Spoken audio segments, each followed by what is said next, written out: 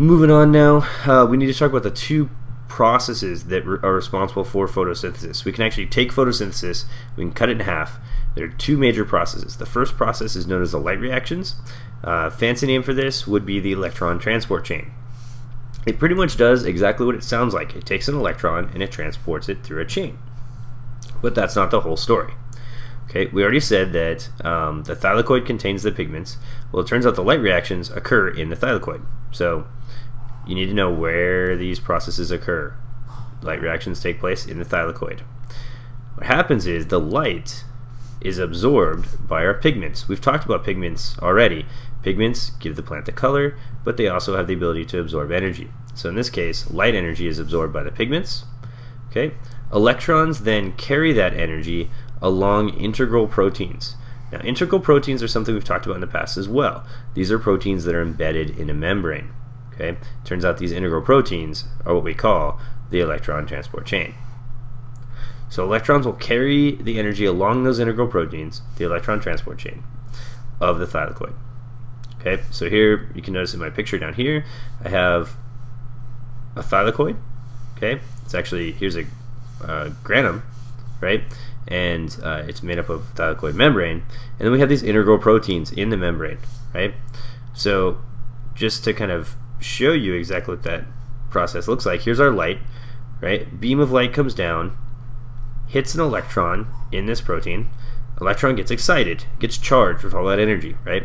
So it shoots off, and it's traveling from integral protein to integral protein, and along the way it's giving some of that energy away that it's picked up from the light. About here, it's given pretty much all of the energy up. It's bored again. It relaxes, it stops.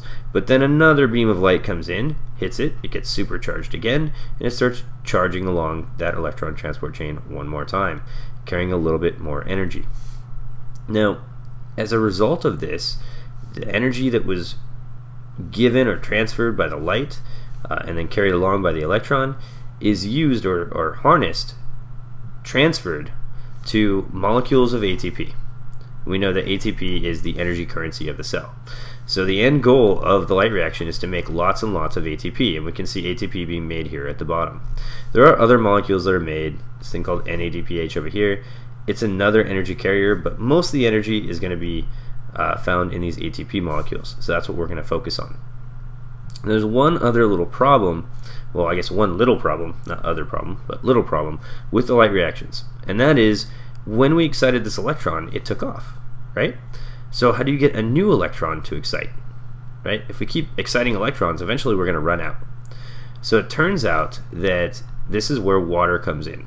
Water has the ability to provide the electrons that we need. So water molecules are going to come in. It's kind of hard to see the water. He's hiding right here. Water comes in. It's broken apart. So they basically shatter the water. They take out some electrons. And then whatever's left over of the water turns into oxygen gas. So water, the formula is H2O. Okay? The O's are going to be combined to make O2, or oxygen gas. The H's are going to be shattered to make electrons. Okay?